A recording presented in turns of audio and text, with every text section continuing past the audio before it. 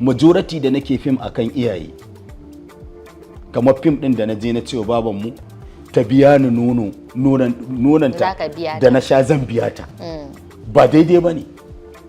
Duk mutumin da yawa iyayensa wannan ba zai shiga aljanna ba wallahi. Amma me ya kawo haka?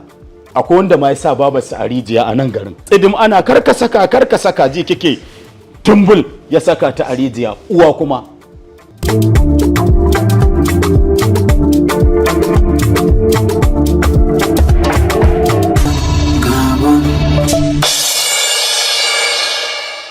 A ina ka samu suna mai sana'a?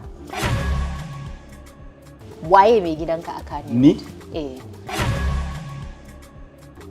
An ce ka taba zubar da hawaye akan wani fim ɗinka wanda ya sa ka shiga ɗaki ka yi ta kuka. Menene ya faru? Ka ce ka bar harkar fim ka koma kana siyar da mota. Ka bar harkar fim ne da gaske ko labari ne kawai? Haka muka yi da ke? To yaya abin da ni ma na karanta ne. To gaskiya ban bar harkar fim ba, kuma ban taba faɗa na ce yau na batta ba. Mutum biyu. Rabiu Yomen. Yawa. Da Salisu Yomen.